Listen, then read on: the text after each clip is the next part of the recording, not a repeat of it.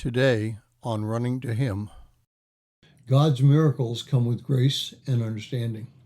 Today we will read 2 Kings chapter 1 through 5 and concentrate on chapter 5, verses 15 through 19. 2 Kings 5, 15 through 19 says, When he returned to the man of God with all his company and came and stood before him, he said, Behold, I now know that there is no God on all the earth but in Israel. So please take a present from your servant now. But he said, As the Lord lives, in whom I stand, I will take nothing. And he urged him to take it, but he refused. And Naaman said, If not, please let your servant at least be given 2 mules of load of earth, for your servant will no longer offer burnt offerings, or he will sacrifice to other gods, but to the Lord.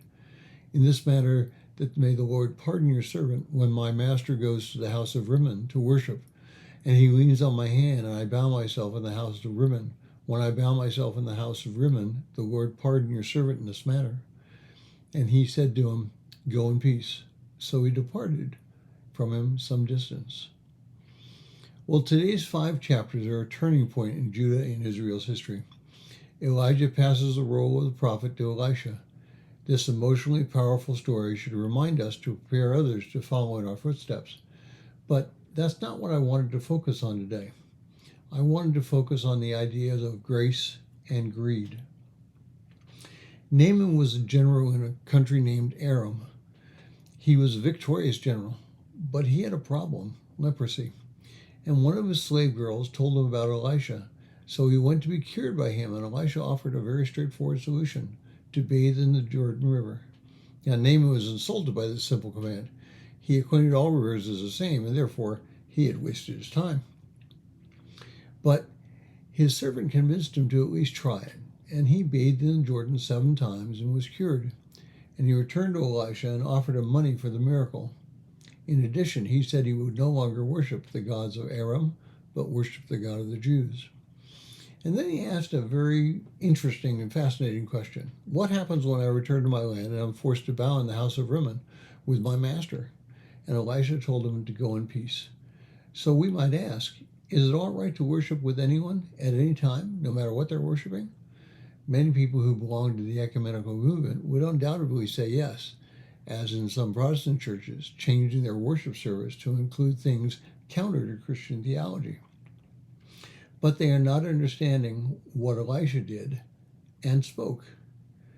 Elisha did not tell him that he could worship any god anywhere. He said that as you are compelled to be in that place, you are not sinning.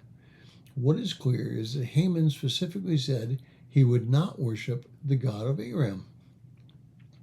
So, chaplains in the military organizations are required to offer prayers at certain times and certain events, but they are told that they may not offer prayers that would offend others who don't believe what they believe. So they provide generic prayers, which satisfy their requirements, but do not cause them to sin. Are not the prayers helpful? No, they're not in the sense of personal private prayers, but they help provide comfort to those in the gathering. There is a grace shown when being compelled. However, and this is important, if one feels they are doing a disservice to their relationship with God through Christ, they should graciously refuse the invitation to pray. A person's relationship with God through Christ is in many ways very, very personal. And if they believe that they would sin, then they shouldn't perform or participate in that activity. Thank you for listening. We pray that today's devotion was meaningful to you. We would love to hear from you.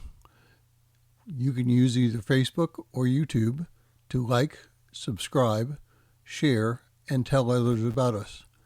If you would like to contact us, you can reach me at phineasjacobus@runningtohim.net.